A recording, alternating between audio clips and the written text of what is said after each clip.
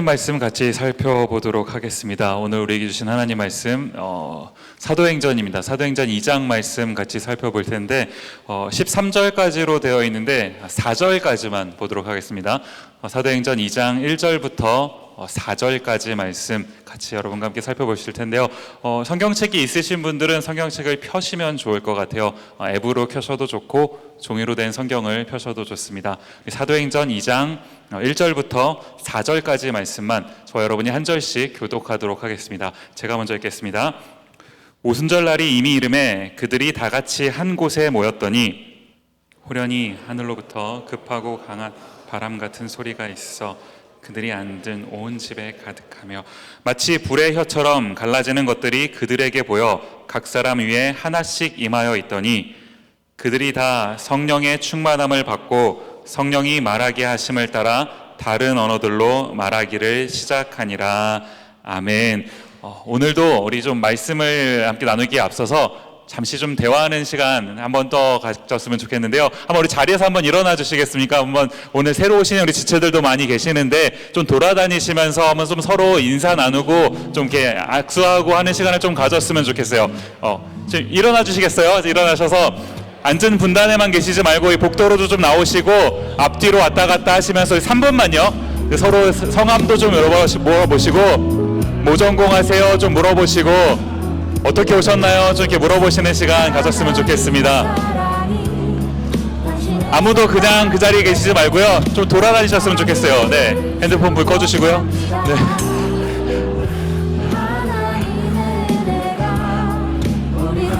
네, 반갑습니다. 네, 죄인이라 왔습니다. 반갑습니다. 성함이 어떻게 되세요? 어떤 전공 하시나요? 한번 물어보시겠습니까?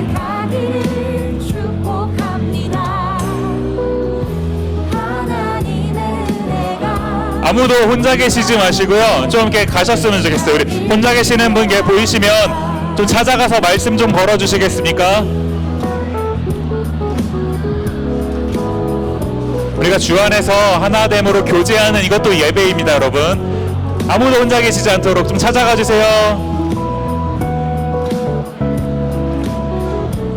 자, 1분만 더 할게요. 1분만. 지금 계신 곳 좀 더 옮기시겠어요? 우리 1분단, 2분단 왔다 갔다 하시면서 이럴 때 한 번 더 인사하는 거예요. 여러분 좀 돌아다니십시다. 이럴 때 이렇게 인사 나눠보니까 나이가 이게 좀 되고 서로가 서로 알아가는 시간이 되잖아요. 안녕하세요. 반갑습니다. 네, 이제 우리 자리에 앉도록 하겠습니다.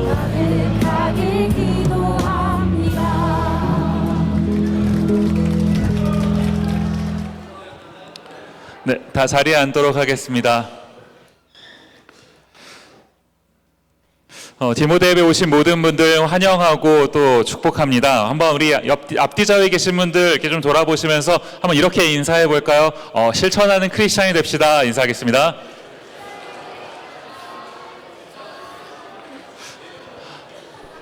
네, 오늘 처음 뵙는 분들 얼굴이 좀 보이는 것 같아서 너무 잘 오셨습니다. 우리 함께 하나님 말씀 좀 나누도록 하겠습니다.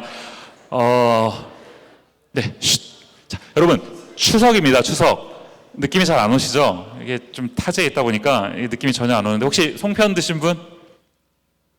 저밖에 없군요. 네, 제가 못 먹을 줄 알았는데 아까 전에 교회에 있는데 어떤 분이 송편을 이렇게 좀 주셨어요. 그래서 송편을 이렇게 얻어먹게 됐는데 오랜만에 먹으니까 맛있더라고요.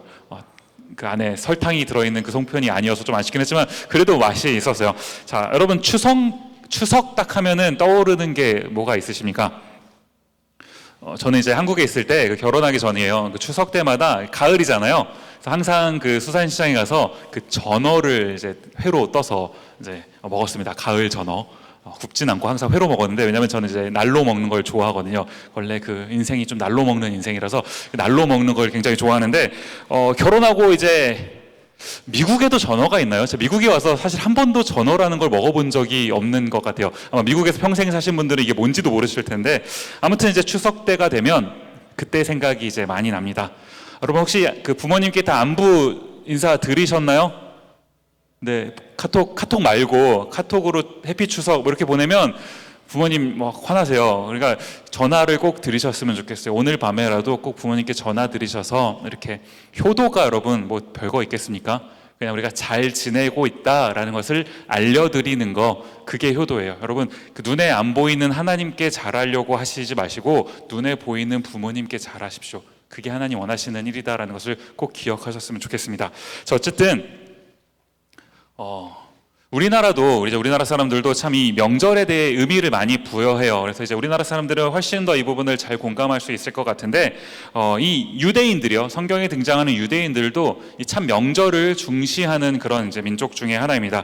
이 유대인들에게는 특별히 이 명절이 이 신앙생활이랑 관련이 있거든요.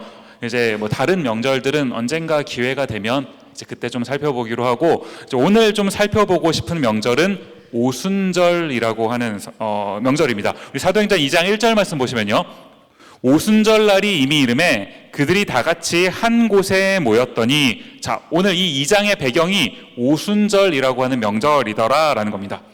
이제 오순절이 무엇인가, 요 이제 디테일은 이따 여러분 그 성경 공부하시면 그때 좀 살펴보시게 될 거고요. 좀 간단하게 좀 보시면, 이 구약 성경에 있어서 오순절이 이제 어떤 의미를 갖냐 하니까, 오순절이 그 유월절이라고 하는 명절 다음에 50일째, 오순이라는 말이 이제 열순자를 써서 50일이라는 의미거든요. 그래서 50일 뒤에 있는 날, 여러분 유월절이 언제인지 다 기억하십니까? 그 출애굽에서 왜 그 10가지 재앙 중에 맨 마지막 재앙이요, 장자가, 첫째 아들이 죽는 그 재앙. 이제 이때 그 재앙을 끝으로 이제 이스라엘 백성들이 출애굽이라는 것을 하게 되지 않습니까?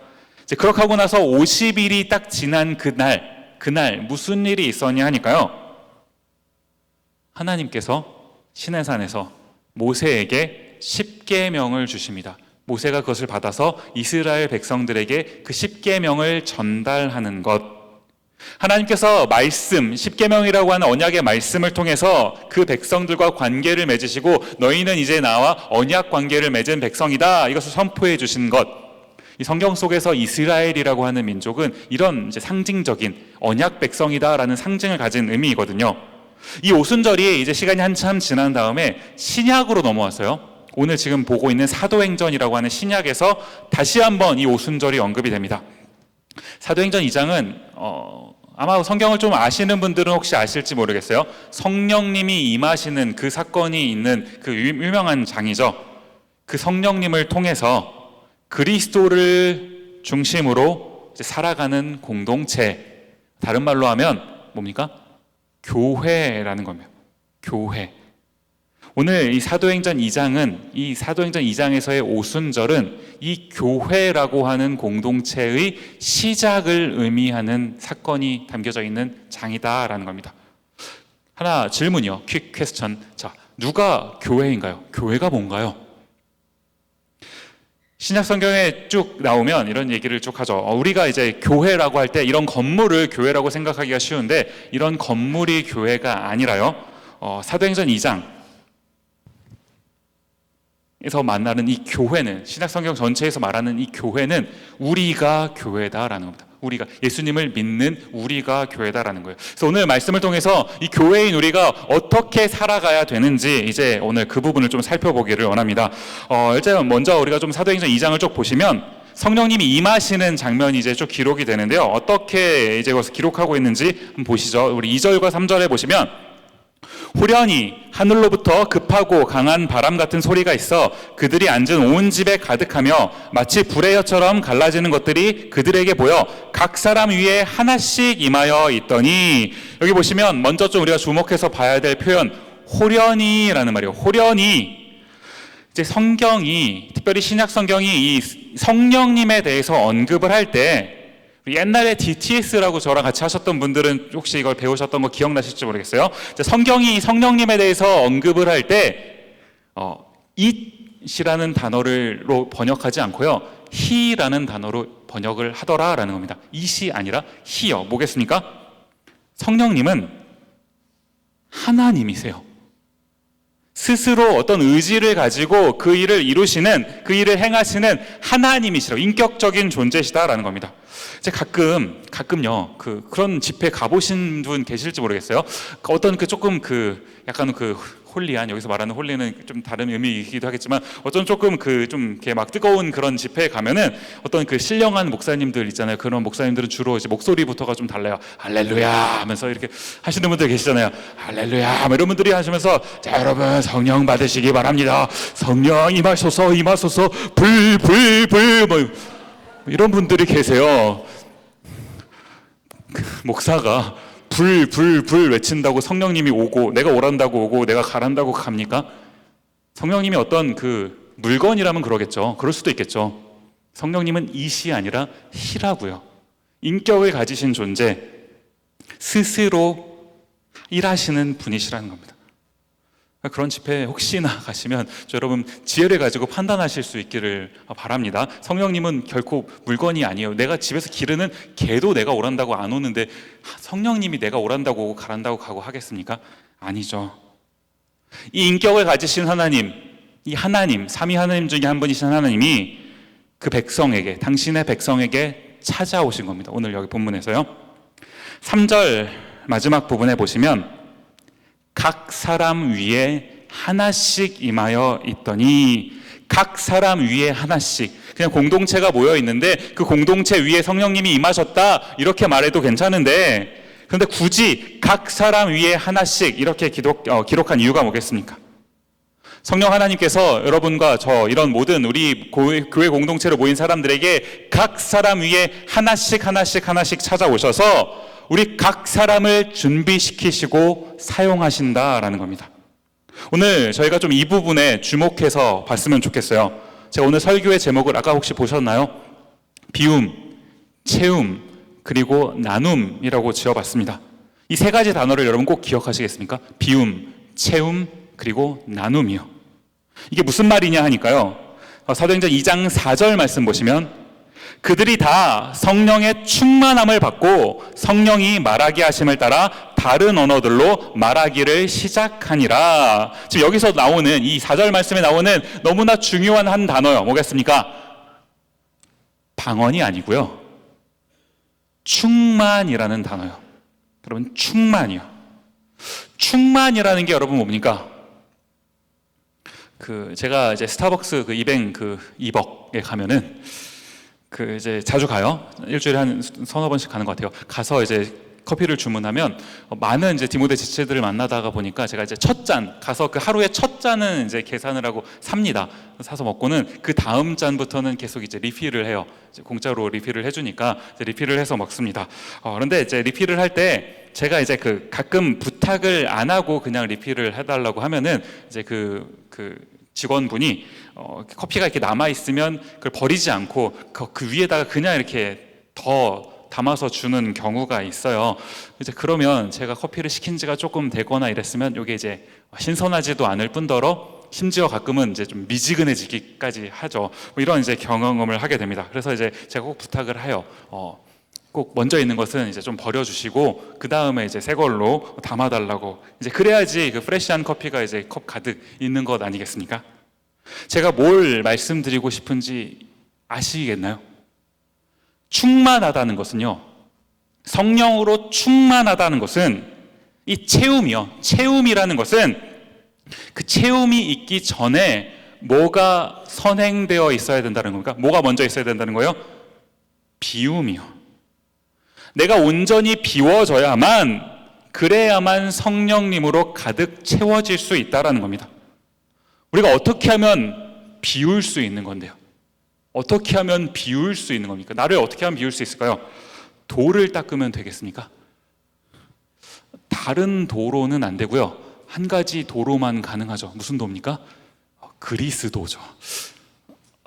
아무도 안 웃으시니까 굉장히 민망한데, 그리스도로만 이게 가능. 무슨 말이냐 하면요, 우리는요 너무 우리 게 많아요. 우리의 것이 너무 많습니다. 생각할 게 너무 많아요. 고민할 게 너무 많습니다. 벌써부터 학기 시작한 지 한 주일밖에 안 됐는데 벌써 막 학점 걱정이 밀려오시는 것 아닙니까? 이 학교를 어떻게 졸업할 것이며, 졸업한 다음에 내가 대학원은 어떻게 갈 것이며 GRE는 어떡하지? 사람들이 GRE를 어렵다 하는데 이제 뭔지 알겠구나 느낌이 오시는 분들 계시지 않습니까? 취업은 어떻게 하지? 이것만 하다가 연애는 언제 하지? 결혼은 언제 할까? 갑자기 결혼도 안 했는데 있지도 않은 그 자녀 문제까지 막 아들을 낳아야 되나 딸을 낳아야 되나? 낳으면 이름은 뭐라고 짓지? 일단 연애부터 좀 하시는 여러분 되시기를 축복합니다. 우리가요 무슨 충전기도 아니고요.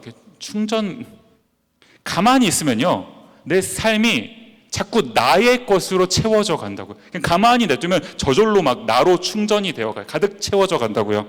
채우다 안 채워져요. 그럼 그 안 채워지는 그 문제를 가지고 어떻게 합니까? 일로 오시죠. 하나님, 나 이 부분이 안 채워지는데 요거 좀 채워주시면 안 되겠습니까? 아니라는 거예요.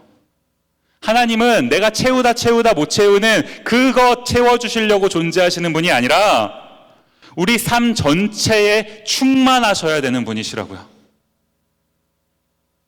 이 저절로 나로 채워져 가는 삶, 이 삶 속에서 이러한 삶 속에서 이 나를 비워내려면요 어떻게 하면 될까요? 어떻게 하면 나를 비워내고 주님으로 가득 채울 수 있을까요? 한번 예를 들어보겠습니다. 컵이 있다고 쳐봅시다. 컵이 있어요. 빈 컵이 있는데 거기에 이제 컵 안에 공기가 가득 있잖아요. 그 공기를 빼내려면 어떻게 하면 되겠습니까? 컵을 이렇게 거꾸로 한다 한들 공기는 그대로 있을 테니까요. 어떻게 하겠어요? 뭐 뒤집어도 안 되니까 어떻게 합니까? 무언가로 채워넣으면 되죠. 물을 집어넣으면 또 이렇게 말씀드리면 꼭 이제 또 이과생들 중에서는 목사님 그 공기는 물에 녹는데요. 뭐 이렇게 대답하시는 제가 문과 출신이라 그냥 그런 줄 알고 들으세요, 여러분. 그냥 목사가 부족하구나, 긍휼이 필요한 존재고 이렇게 생각하시면서 그냥 무슨 말인지 이해하시잖아요. 그냥 그렇게 들으시면 돼요. 물로 채워져야지만 그 안에 있는 게 빠져나가겠죠. 내가 나를 비우려고 노력하면 그 노력한다고 비워지는 게 아니라고요. 오직 한 가지 방법, 성령님으로 내 삶을 충만하게 채워가는 겁니다. 그러기 위해서 이 은혜의 자리, 예배의 자리, 주님이 우리를 오라 하시는 그 자리에 나가야 된다고요. 나가야지만 주님으로 충만해져서 내가 내 자신을 비울 수 있다는 겁니다. 신앙 공동체는요, 교회는요, 내가 가고 싶을 때 가고 안 가고 싶으면 안 가고 취사 선택해서 그렇게 가는 곳이 아니에요. 오늘 사도행전 2장, 아까 제가 교회의 시작이라고 말씀드리지 않았습니까? 신약 교회의 시작이요. 이때 시작해서 오늘 이 자리까지 교회가 이어졌다고요. 이 시작의 모습이 어떻게 이것을 얘기하고 있습니까? 사도행전 2장 1절 다시 가서 보시면 오순절 날이 이미 이름에 그들이 그 다음 보시면 다 같이 한 곳에 모였더니 44절에도요. 믿는 사람이 다 함께 있어 44절 없습니까? 다 함께 있어 모든 물건을 서로 통용하고 46절 말씀에도 보시면요. 날마다 마음을 같이하여 성전에 모이기를 힘쓰고 집에서 떡을 떼며 기쁨과 순전한 마음으로 음식을 먹고 모이기를 힘썼다. 오늘 사도행전 2장이 계속 강조합니다. 저는요. 우리 디모데가 모이기를 힘쓰는 공동체가 되었으면 좋겠습니다. 모이는 일은 귀찮은 일이에요. 여러분 오늘 교회 오시는 게 쉽지만은 않았잖아요. 내가 이 신앙생활을요 혼자 할 수 있으면 정말 편할 것 같아요. 한 몇 달 됐을 거예요. 제가 진짜 몇몇 지체들한테 이렇게 나눈 적도 있었던 것 같은데 제가 우스갯소리로 그냥 지나가는 말로 무슨 말을 했냐면 언젠가는 이 유튜브로 목회하는 분도 나올 수 있겠다. 이런 말을 했어요. 유튜브. 그래서 이제 말씀을 내가 듣고 싶을 때 아무 때나 들었다가 헌금 할 필요 있습니까? 헌금은 좋아요와 구독을 눌러주세요. 이러면 되잖아요. 그럼 광고 수익으로 목사님도 살고 말씀도 내 편할 때 듣고 얼마나 편합니까? 우스갯소리로 이 얘기를 했거든요. 진짜 계시더라고요. 그냥 이렇게 설교하는 걸 녹화해서 유튜브에 올리는 게 아니라요. 유튜브로 어떤 그걸 하시는 분이 실제로 계시더라고요. 가끔은요, 무서워요. 교회가 도대체 뭡니까? 신앙 공동체가 도대체 뭡니까? 예수님 분명히 말씀하셨어요. 신앙은 좁은 문, 좁은 길로 가는 게 신앙이라고요. 그런데 불편한 게 싫어서요. 귀찮은 게 싫어서 나는 다른 게 더 흥미가 있고 재미가 있고 또 다른 게 너무 중요해서 이 넓은 길, 나한테 내가 꼭 가야 된다고 생각하는 그 길만 찾아가다가 이 좁은 문으로 가기를 싫어하면 그게 신앙인 겁니까? 정말 우리가 신앙생활 하고 있는 건가요?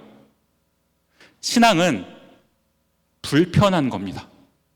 편하면 신앙이 아닐 가능성이 커요. 뭐 다 그렇진 않겠지만 신앙은 불편한 겁니다.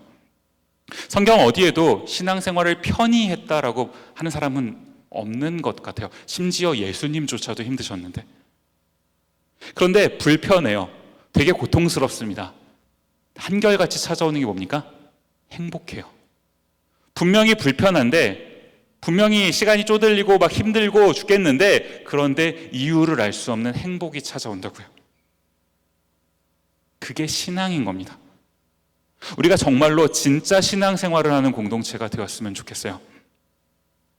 이제 또 한번 좀 살펴봤으면 좋겠는 부분은 4절 말씀 다시 한번 가서 보시면요, 그들이 다 성령의 충만함을 받고 성령이 말하게 하심을 따라 다른 언어들로 말하기를 시작하니라. 이 뒷부분에 보시면 다른 언어들이라는 표현, 이제 방언을 말하는 것 아니겠습니까? tongue이라고 영어 성경으로 얘기하겠죠. 여러분은 이 방언에 대해서 어떻게 생각하십니까? 어떤 그런 좀 개인적인 생각을 가지고 계시나요? 이 방언의 문제에 관해서는 신학자들도, 학자들의 견해도 좀 이렇게 갈리는 부분입니다. 어떤 부분은 어떤 분들은 방언이 없다, 더 이상 방언은 존재하지 않는다라고 주장하시는 분들 계시고, 또 어떤 분들은 방언은 꼭 필요하고 꼭 필수적으로 받아야 되는, 이렇게 주장하시는 분들도 계시고요. 좀 특이한 경우지만 방언이 없다고 주장하시다가 그러다가 방언을 받으신 분도 계세요. 방언을 없다고 막 가르치시고 주장하시다가 본인이 방언을 받으셨어요. 이런 분도 좀 계시기도 해요.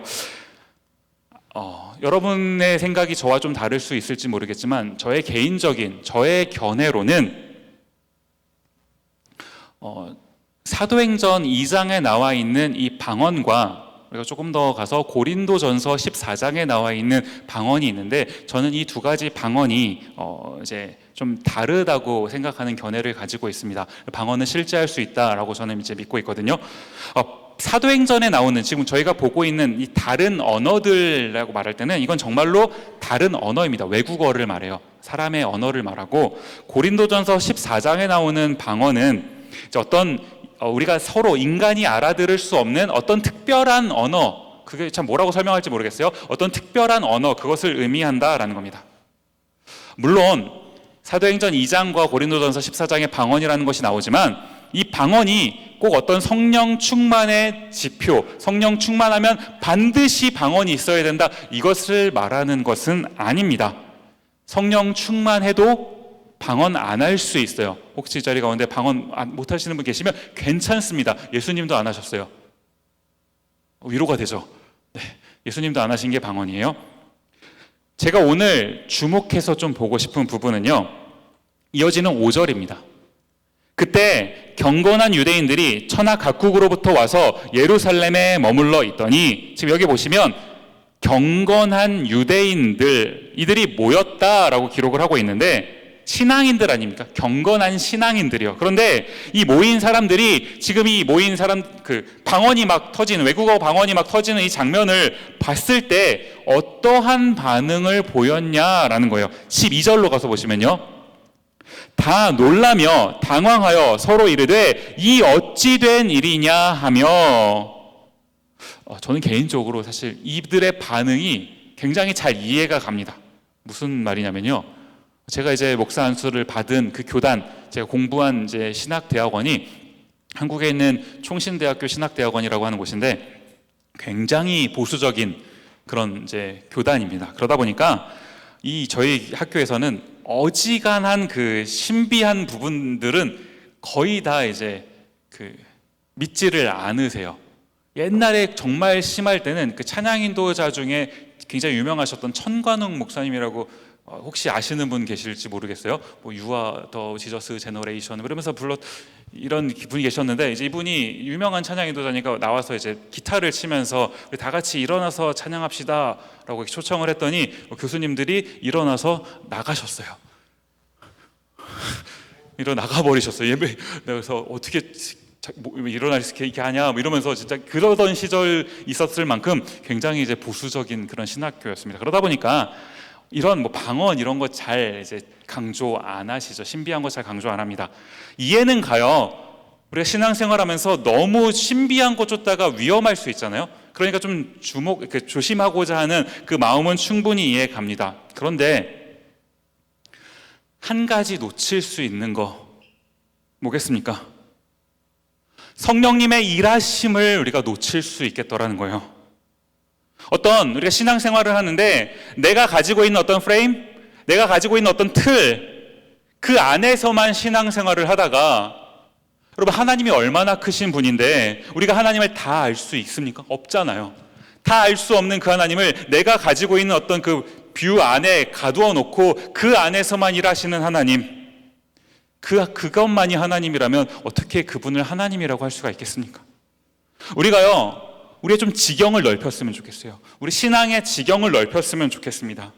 내가 정한 하나님, 내가 알고 있는 하나님, 내가 경험한 그 하나님이 전부가 아니라 그 하나님은, 우리가 믿는 하나님은 내 생각 이상으로 크신 하나님이라고요.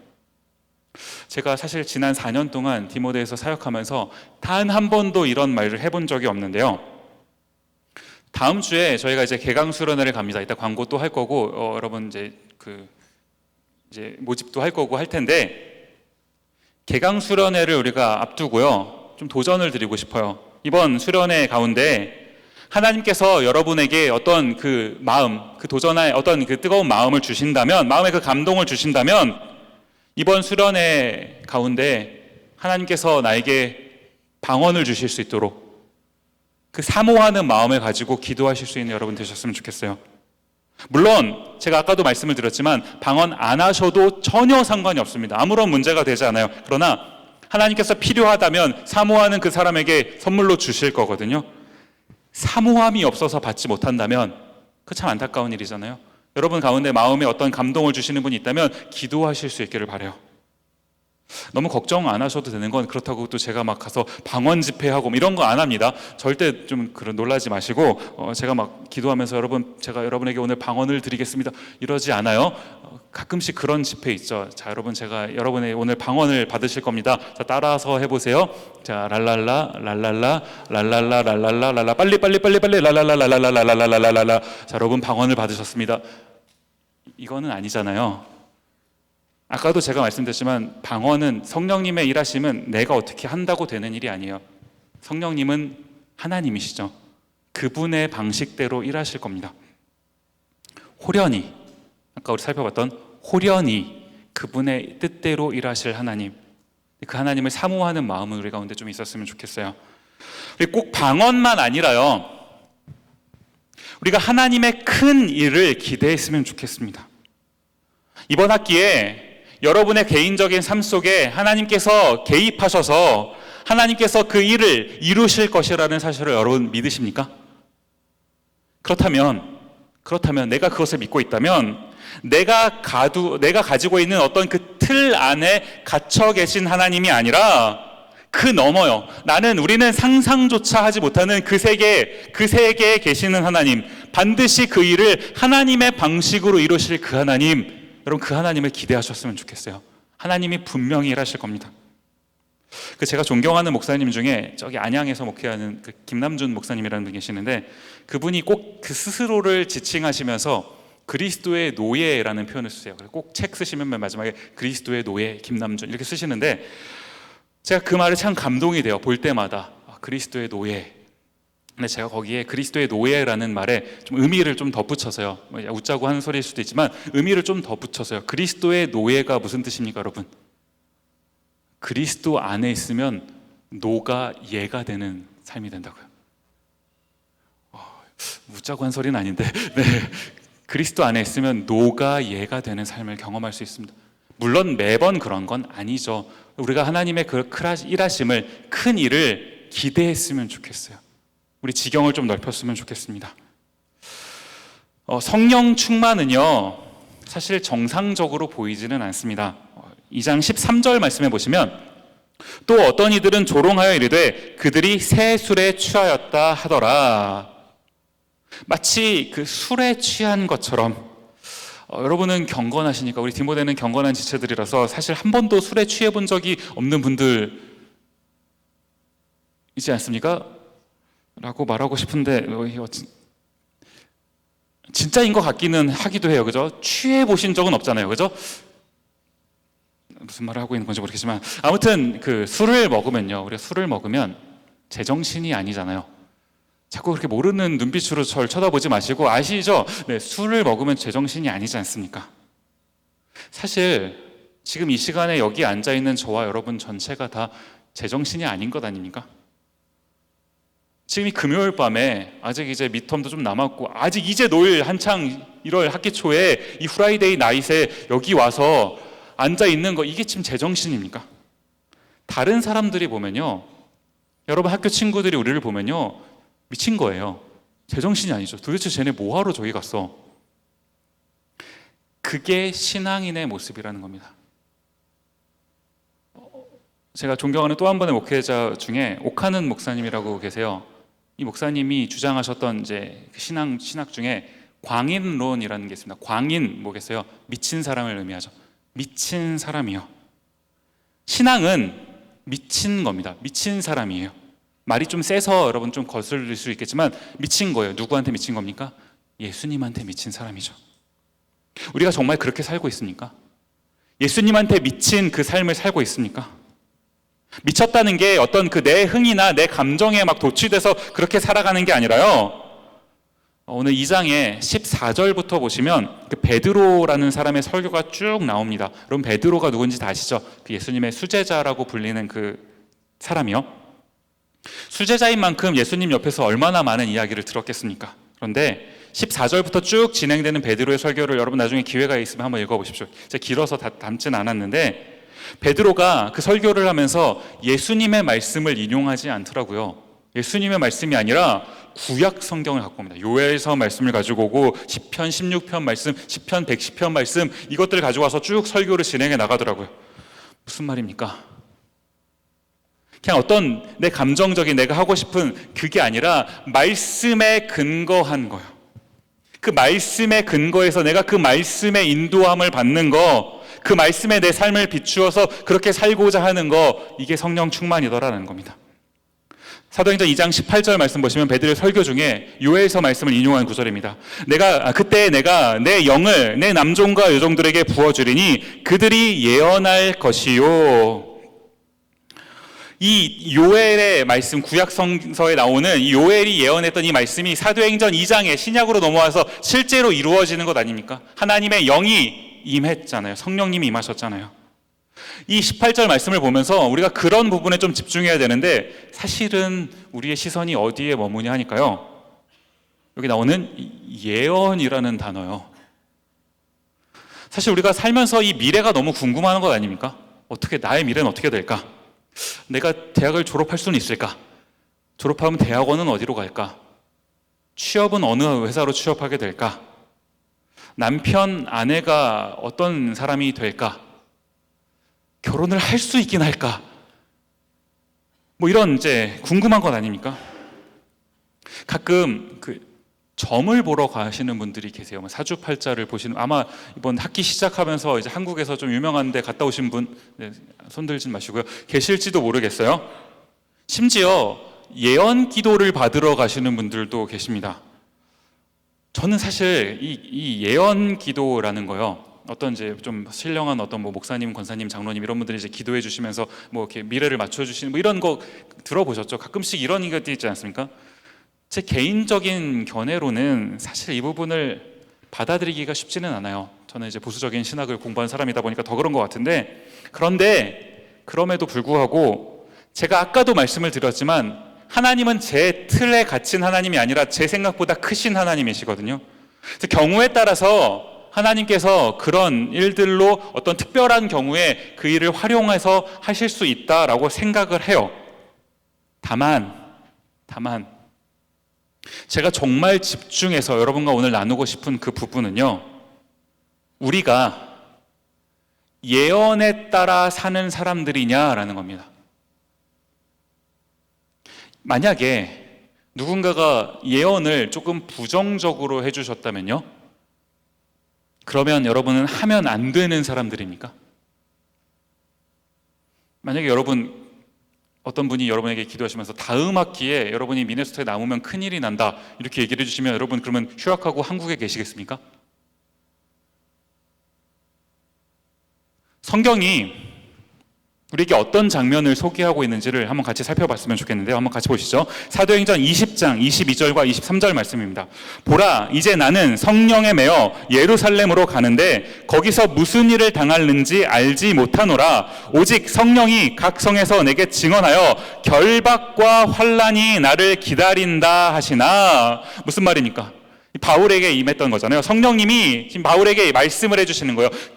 너가 가면 결박과 환난이 너를 기다린다고. 고통이 찾아올 거라고요. 그런데 그 고통이 찾아올 거라는 이 말씀 앞에 바울이 어떻게 살아가는 겁니까? 이어지는 24절 말씀 보시면 내가 달려갈 길과 주 예수께 받은 사명 곧 하나님의 은혜의 복음을 증언하는 일을 마치려 하면은 나의 생명조차 조금도 귀한 것으로 여기지 아니하노라.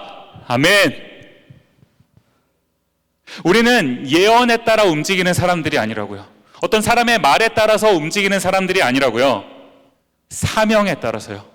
하나님께서 저와 여러분에게 각 사람 위에 하나씩 주신 그 사명에 따라 살아가는 사람들이라고요. 그 사명을 살아내는 것, 성령님이 우리를 도우실 겁니다. 바울처럼 스데반처럼 순교하는 삶을 살 수도 있어요. 혹은 요셉처럼 굉장히 잘 되어서 나라를 다스리는 그런 역할을 할 수도 있겠죠. 우리가 다양한 방식으로 삶을 살아가게 될 겁니다. 단 똑같은 거 뭡니까? 기쁨으로 한다고요. 주님 주시는 그 기쁨으로 그 사명을 감당하게 된다고요.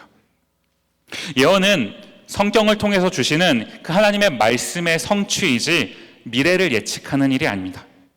미래는요, 예측하는 일이 아니라 사명으로 살아내는 거라는 사실을 여러분이 꼭 기억하셨으면 좋겠어요. 자, 이제 마지막으로 좀 살펴보고 싶은 부분 2장 41절 말씀입니다. 그 말을 받은 사람들은 세례를 받음에 이날에 신도의 수가 3,000이나 더하더라. 자, 길었던 베드로의 설교가 끝났습니다. 제 설교도 빨리 끝나야 되는데 베드로의 설교가 끝났어요. 사람들이 그 베드로의 설교에 어떻게 반응했다고 나와 있습니까? 그 말을 받은이라고요. 받았다라는 이 표현이요. 하나님이 말씀이 전해지면 제가 지금 이렇게 강대상은 아니지만 이 보면대 앞에서 여러분에게 설교를 하지만 사실은 제가 여러분에게 저의 말을 전달하는 게 아니죠. 하나님의 말씀을 딜리버리, 저는 이렇게 배달하는 겁니다. 전달만 하는 사람이에요. 이 하나님의 말씀이 전달되면 우리가 어떻게 해야 되는 겁니까? 설교는요, 여러분, 설교는 듣는 게 아니에요. 공감하는 것도 아닙니다. 동의하는 것도 아니에요. 설교는 그 말씀을 받는 겁니다. 그 삶을 내 삶에 받아들여서 그 말씀대로 살아가는 거예요. 가끔 이제 말씀을 이제 나누고 이제 우리가 예배를 드리다가 보면 가끔 저도 이제 목사다 보니까 이런 표현을 종종 듣는 경우가 있어요. 어떤 말이냐면 은혜 받았다라는 표현을 이제 우리가 종종 사용하는 것 아닙니까? 여러분, 우리가 언제 은혜 받았다라는 표현을 사용하십니까?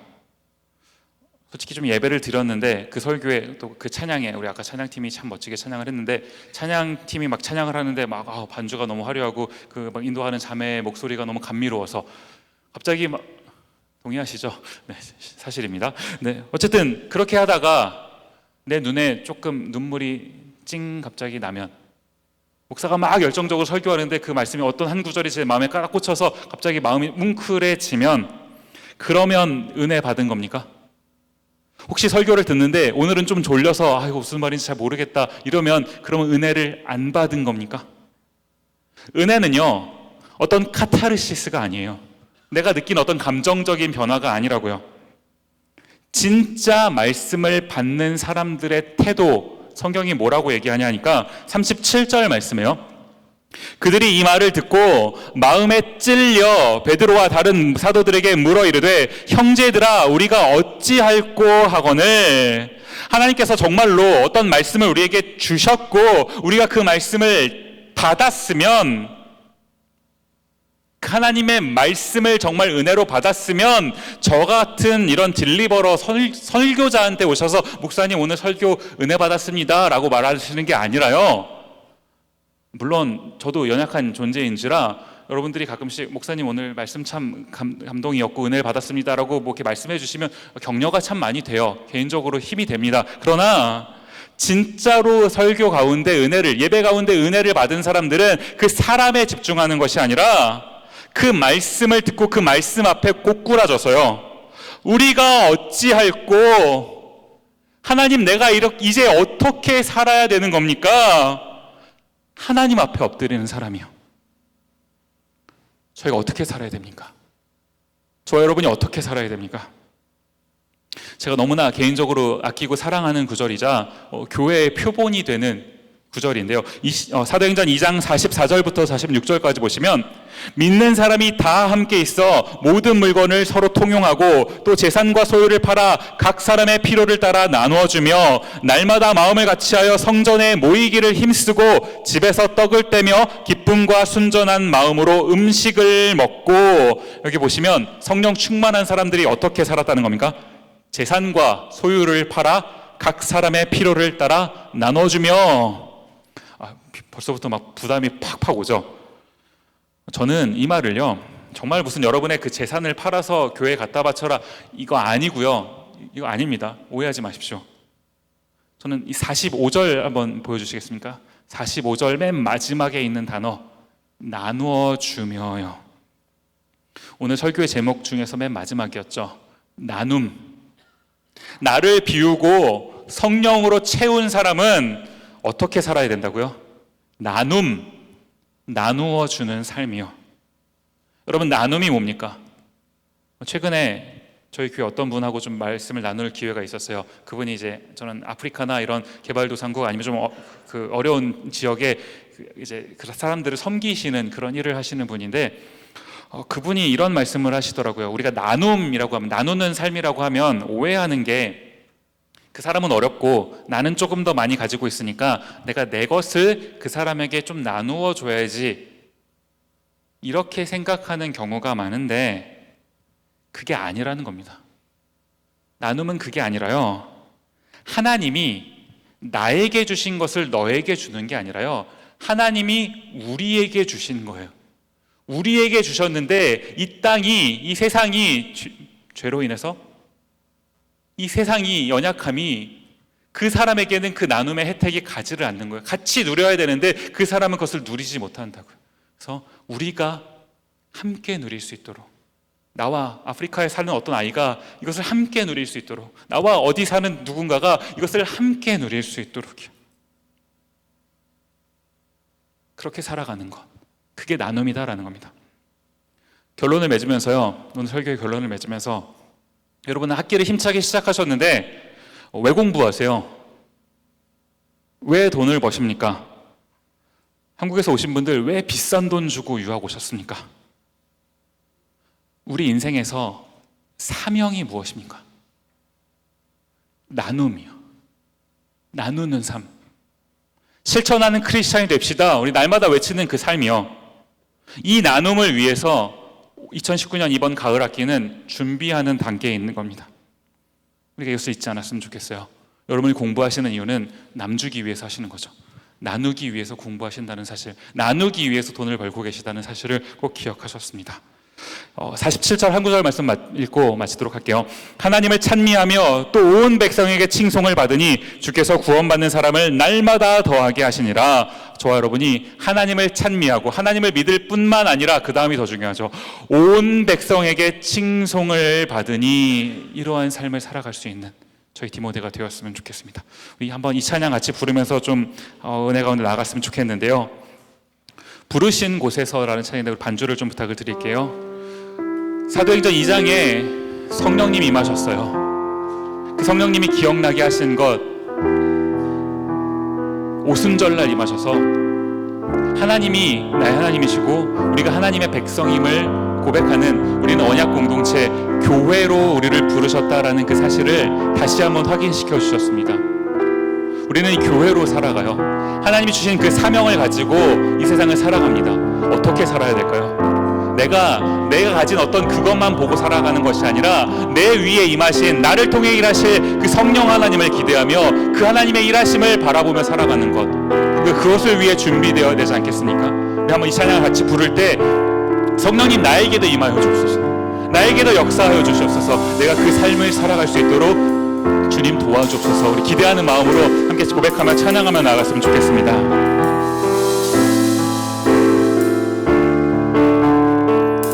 함께 찬양합니다. 따스한 성령님,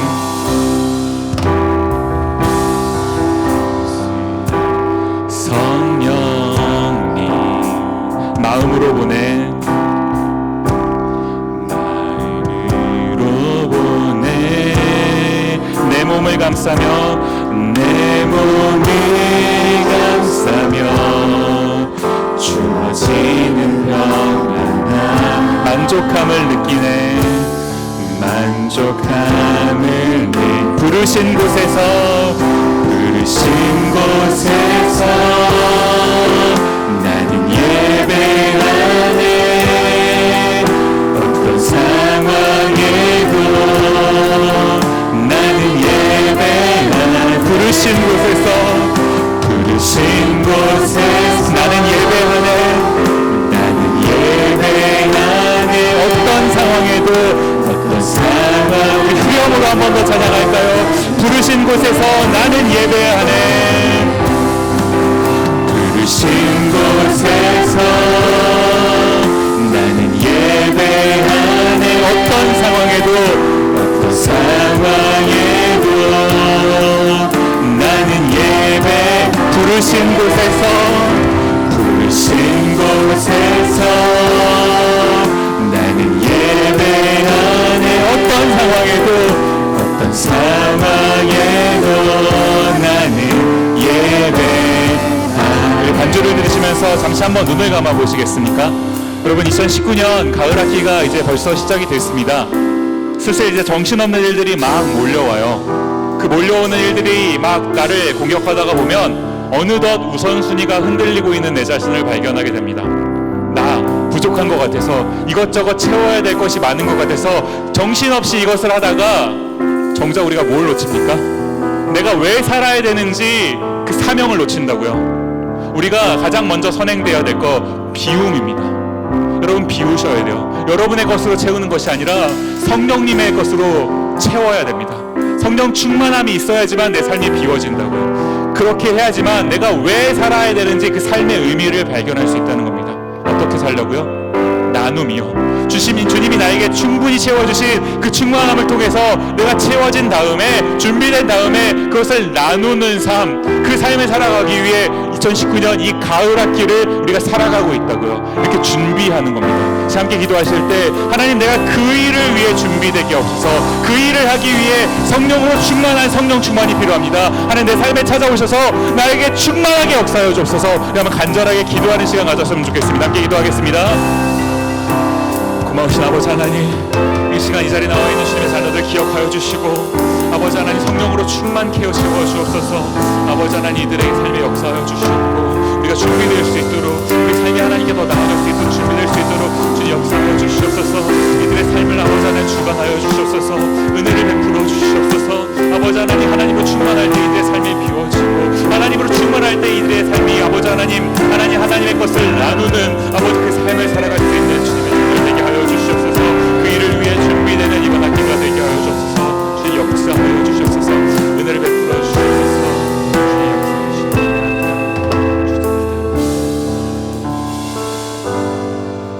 고마우신 아버지 하나님, 저희를 한자리로 불러주시니 감사합니다. 오늘 사도행전 2장 교회에 시작된 처음 교회의 모습이 어떠했는지를 같이 살펴보았습니다.